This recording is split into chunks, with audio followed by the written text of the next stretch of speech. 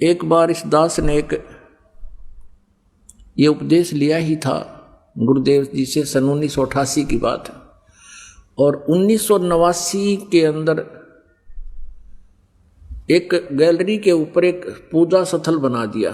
वो 5.5 by 15.5-16 foot लंबा, 5.5 foot चौड़ा। उसके आमने सामने एक तो पीछे आंगन की तरफ खिड़की थी, एक गली की तरफ खिड़की थी, झांकी विंडो, और छत के ऊपर एक गेट और एक खिड़की थी। अब जब वो झांकी यानी जंगले लगाए, वो मैंने जल्दी के मारे बने बनाए ले लिए, और उनमें शीशे भी लगे हुए थे। पूरी मैं 6 महीने लाऊंगे ये मिस्त्री इसमें बनाने में चढ़ाने में, इतने में जल्दी से जल्दी अपनी पूजा स्थल तैयार करूं। तो उनमें से एक शीशा फूटा हुआ था, एक खिड़की के डोर का, दरवाजे का, पल्ले का। हम लोग बना करके प्लस्तर करा के सारी सेटिंग कर दी, और उस जो टूटा हुआ पल्ला था उसके कपड़ा बांध दिया और अपनी जोत जगानी शुरू कर दी। मैंने तो सा चढ़ रहा था कब ये पूजा स्थल बना शुरू करूं फटाफट। 1 वर्ष के बाद उसमें क्या किया, वो परमात्मा की लीलाई थी, वो शीशा नहीं चढ़वा सका। उस खिड़की के एक पल्ले का शीशा टूटा हुआ था, ग्लास, वो नहीं चढ़वा सका। उसके ना चढ़वाने का कारण ये नहीं था कि वो पैसे का अभाव था, नहीं, वो उधर जानने नहीं गया, काम चल रहा था। और पूजा में ज़्यादा ध्यान, कभी सत्संगों में जाना, गुरुदेव के दर्शन करना, ऐसे लगा रहता था, बिजी शेड्यूल हो गया था। तो कुछ दिनों के बाद इस दास पर कृपा हुई कि जैसे ये भक्ति बोध है, ये पुस्तक जो आप नित्यनेम के लिए प्रयोग करते हो, ऐसी ये पुस्तक बनवाई 5,000, और वो रख ली वहां पर एक तख्त डालकर पूजा स्थल में कि गुरुजी आएंगे, उनको गुरुदेव को ये पुस्तक दे दूंगा, भेंट करूंगा। और वो आगे भक्तों को फ्री देते थे, जिनको नाम उपदेश देते थे। तो क्या हुआ, कुछ दिन के बाद उस खिड़की के यानी झांकी के जंगले का कपड़ा बांध रखा था, शीशा टूटा हुआ था, ग्लास, उसको काट कर चूहे घुस के उन पुस्तकों को काटने लगे। तो फिर मुझे ध्यान आया, भाई ये चूहे किसका गुस्से, उन्होंने तो कपड़ा काट रखा। फिर मैंने सोचा कि एक ये शीशा चढ़वाऊं किसी से। तो एक शीशा चढ़ाने के लिए कोई मिस्त्री आने तैयार नहीं, 2-3 पूछे, फिर देखेंगे, अभी टाइम नहीं है, बड़ा काम होता तो चल पड़ते। माँ भाई बड़ा साका होया। फिर मैंने सोचा कि इसके बाहर से लोहे की जाली लगवा देते, मच्छरों वाली, जैसे मच्छरों से बचाव के लिए लोहे की जाली लगाते, तारों वाली। मैं नाप ले गया उनका, उसका नाप ले लिया। ऊंची तो वो लगभग 4.5 फुट थी, 4 फुट या 5 फुट, और चौड़ी थी 2 फुट 8 इंच। अब मैंने वो लिखा हुआ साइज उस लोहे वाली दुकान के मालिक को दे दिया, भाई ये जो इसमें लिखा है ये साइज काट दे, और 2 पीस। मैं कुछ और सामान लेकर आता हूँ दुकान से, आगे कोई और सामान लेना था। और सामान लेकर मैं वापस आया तो उसके नौकर ने काट कर वह जाली पैक कर रखी लोहे की। मैंने उसकी पेमेंट करी, उठा कर स्कूटर पर रखा, घर ले आया। घर ला कर मैंने उनको लगवाना चाहा। एक तो बड़ा लड़का था 12-13 वर्ष की उम्र का, एक किराएदार था, वहाँ अपने मकान पर रहता था, बिहार का, वो वहीं किसी फैक्ट्री में नौकरी करता था। उन दोनों से कहा भाई तुम ऐसा करो, वो लड़के का मित्र था, वो सहयोग कर देता था। ऐसे कहा कि इन जाली को फिट कर दो चारों तरफ, और ये कील मार दो, इसमें कील ला रखी थी। लगाने लगे तो क्या देखा कि वो जो चौड़ाई के अंदर 8 इंच छोटी थी। अब महसूस हुआ कि उस काटने वाले नौकर ने 2 फुट 8 की बजाय 2 फुट चौड़ी काट दी। ऊपर का साइज वो 5 फुट था या 4 फुट सही था, वो नौका नौक पूरा काट दिया, वो 8 इंच छोटी काट दी। तो उन्होंने मुझे कहा कि, लड़के ने कहा कि पापा जी ये जाली तो छोटी है। मैं बोला वह छोटी नहीं हो सकती। मैं गया ऊपर, जाकर देखा, पूरा साइज लगा कर देखा, 8 इंच छोटी। फिर नो करके देखी, वो नो तो वैसे ही आउट साइज होगी। मैंने सोचा बड़ा चक्कर पड़ा, ये माप के ले गया ये। फिर मैंने सोचा भी उसको कहूँगा, दुकानदार वो मेरे सिर होगा कि तुम इतना ही लिख के दे गया था, मैं तो सही काटी है, मैं भी छोड़ इस चक्कर में। मैंने उनसे कहा कि तुम ऐसे करो, जब तो उठा कर डाल दी, उस दिन नहीं लाए थे हम, पहले ही ला कर रखी थी, तुरंत ही वो जाली लगानी थी, फिर वो रख दी, ठा के रख दे, इसने एक तरफ रख दो। वो ऐसे इकट्ठी करके स्टोर में फेंक दी। अब ये फिर दास आपको बता रहा है कि 1 साल के बाद ये पुस्तक बनवाई और वो शीशा पल्ला टूटा हुआ था, उसमें से चूहे घुसकर काटने लगे। तब मुझे वो शीशा लगवाना चाहा तो कुछ आनाकानी करने लगे, अभी टाइम नहीं है, फिर देखेंगे। एक शीशे के लिए नहीं इतनी दूर जाया जाता, क्योंकि शहर से काफ़ी दूर था हमारा जो घर था, रोहतक के अंदर ही था, कॉलोनी सी बनाई थी, नई नई सी। तो फिर मेरे दिमाग में आ रहा, वो जाली है, वो कम से कम दोनों को एक पर लगवा देते हैं। उन दोनों बच्चों से फिर कहा भी ऐसा करो, तुम उन दोनों जालियों को इस एक झांकी के ऊपर एक जंगले पर लगा दो, ऊपर नीचे ओवरलैप करके, कम से कम ये पुस्तक तो बचेंगी, चूहे ना काटेंगी। उन दोनों बच्चों को समझाकर मैं चला गया। शाम को आया मैं 5, साढ़े 5, 6 बजे सी। तो क्या देखा कि एक जाली तो नीचे रखी है और एक जाली उस टूटे हुए ग्लास वाली विंडो पे पूरी लगा रखी है, और लगाने के बाद भी वो इतनी और लटक रही है, 6, 7 इंच 8 इंच और फालतू। मैंने उनकी मम्मी से पूछा कि ये जाली वो लगा के बच्चे, एक जाली तो लगा दी। मैंने कहा ये और लाए हैं या क्या किया इन्होंने? ना वही जाली मैंने उतार कर दी थी स्टोर से, और वो कुछ समय बीत गया था, उसके ऊपर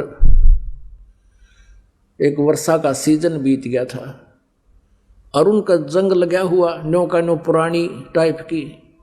मेरा विश्वास नहीं हो कि वो तो छोटी थी। मैंने वो बुलाए दोनों बच्चे, उनको याद दिला के ये तुम और लाए हो क्या? वही जाली है। अब वो लड़का बड़े वाला बहुत छोटा था, वो कोई ऐसी बुद्धि वैसे भी नहीं होती बालक में, ले आवे ना ले आवे। वो कहने लगे जी वही जाली है। मैंने कहा जब तुम पहले लगाओ थे जाली, आज से साल भर पहले, तब ये छोटी थी? कहाँ छोटी थी, 8-9 इंच छोटी थी। कहाँ छोटी, वही है कि वही जाली है। और हमने कहीं जाली लगा भी ना रखी थी, शायद और कोई पीस पड़ा हो सपेर। अब परमात्मा जब जीव को विश्वास दिलाता है, इस मन के सब शिकंजों को काट देता है, अगरम मगरम खत्म कर देता है, जिस पर मेर करता है। वो इस दास के साथ की। हम ठीक है भगवान को मानने वाले थे, चाह थी भगवान की, लेकिन ऐसे करिश्मे देखे ना सुने, सुने थे लेकिन देखे नहीं। जैसे द्रौपदी की साड़ी बढ़ा दी थी भगवान ने, विश्वास होता था, लेकिन कोई कह देता था कि नहीं साड़ी बढ़ा कर दे, ये तो वैसे ही महिमा भगवान की गा रखी है, तो हम वो भी मान लेते थे। फिर भी भगवान में रुचि घनी थी। अब मैंने अपने लड़के से कहा मेरे सिर पर हाथ रख और कभी साहब की कसम खा तू और नहीं लाए तुम। इसने कहा पापा भगवान की कसम मैं बिल्कुल नहीं लाया, वो ही है न्यों मेरी मां उतार कर डाली थी। अब भाई अब बालक तो ना समझे, पर मेरा समझ में आ गया सारी कहानी ये कैसे हुआ। दूसरी देखी कि मैं दूसरी और लगाओ, फिर तो दूसरी लगाई, हुआ भी पूरी पाई, और 6 इंच फालतू, 8 इंच बढ़कर 6 इंच और सपेर ऐसे लटक रही थी। बोलो सतगुरुदेव। अपने आत्माओं, ये ऐसे दृष्टांत है। उसके बाद इस दास का जीवन बदल दिया उस घटना ने। अब कोई नो का भगवान ये नहीं कर सकता, हम नहीं मान सकते, भगवान जो चाहे सो कर सकते हैं। द्रौपदी की साड़ी बढ़ाई थी एक कपड़ा, और परमात्मा ने इस दास की लोहे की जाली बढ़ा दी। उसके बाद डंडोरा पीटना शुरू कर दिया, परमात्मा की महिमा का गुणगान शुरू कर दिया। अपनात्माओं जैसे ये बुद्धि भ्रष्ट ऋषि हुए हैं, महर्षि दानंद जैसे नकली, इन्होंने भट्ठा बैठा दिया भगवान की महिमा का। इनकी क्या सिद्धांत है? सत्यार प्रकाश में लिखा, किसी ने प्रश्न किया कि क्या ये सच्ची बात है कि भगवान ने नरसिंह जी की हुंडी कैश कर दी थी? वो कहता नहीं, ये बकवास है सारी, भगवान कुछ नहीं कर सकता, किसी सेठ ने दे दिए होंगे 500 रुपये। तो इसका मतलब उनके सिद्धांत अनुसार ऐसा है कि भगवान तो अपाइज है, कुछ नहीं कर सकता, ना द्रौपदी की साड़ी बढ़ा सकता और ना ही नरसिंह जी की हुंडी दे सकता। अब परमात्मा की दया थी, उसी हमारे कम मकान पर एक किराए पर आ करता था आर्य समाज, महर्षि दानंद के विचारों से प्रभावित एक अच्छा समझदार सा व्यक्ति लगा था। वो पहले था टीचर था, वो प्राइमरी क्लास का हेडमास्टर, 5वीं कक्षा का हेडमास्टर, रिटायर्ड होने हो रहा था और शास्त्री था। उससे चर्चा होती थी भगवान की। वो पहले ये दास उससे चर्चा करता था तो वो मेरे से भी ज्यादा बातें बनाकर पता नहीं कितनी करता था। हम चर्चा चला करती भाई जैसे भगवान ने द्रौपदी की साड़ी बढ़ा दी थी, तो कहा करते नहीं ऐसा कुछ नहीं होता, ये कभी हो ही नहीं सकता, निर्जीव वस्तु कैसे बढ़ सकती है। वो दानंद की जो घूटी पी रहा था वो, अब वो कहता बुजुर्ग आदमी था, दास की उम्र उसमें 35, 37, 38 साल की थी, वो 50, 55 रिटायरमेंट के आसपास था वो, तो ज़्यादा विरोध नहीं कर सके हम उसका। ना हमें इतना विश्वास भी नहीं था कि ऐसा ना होया होगा, लेकिन चाह भगवान की गणी थी। अब जब ये मालिक ने रजा बख्शीश दास पे वो जाली बढ़ गई, तब मैंने सोचा कि इस पुण्यात्मा को भी समझा दूं कि भगवान ऐसा ऐसा कर सकता है। मैंने उस आर्य समाजी यानी महर्षि दानंद के विचारों से प्रभावित उस अध्यापक से कहा, पहले वो बहुत अच्छी तरह व्यवहार करता था, एक नेक व्यक्ति, शिष्टाचार से बोलता था, बहुत अच्छा प्रभाव था उसका हमारे ऊपर, और मुझे ये विश्वास था कि ये आदमी मेरी बात न मानेगा जो मैं कहूँगा, क्योंकि हमारा कोई स्वार्थ नहीं, कोई पाखंड नहीं, कोई हम ये भी नहीं कर रहे किसी ने बकाने के लिए, मूर्ख बनाने के लिए अपना कोई धंधा खोलना चाहते तभी कहते हो, तो आदमी ये सोचा झूठ बोला है। मैं कहा आज इसका शायद किस्मत उद्धार हो जाए, इसकी किस्मत बदल जा।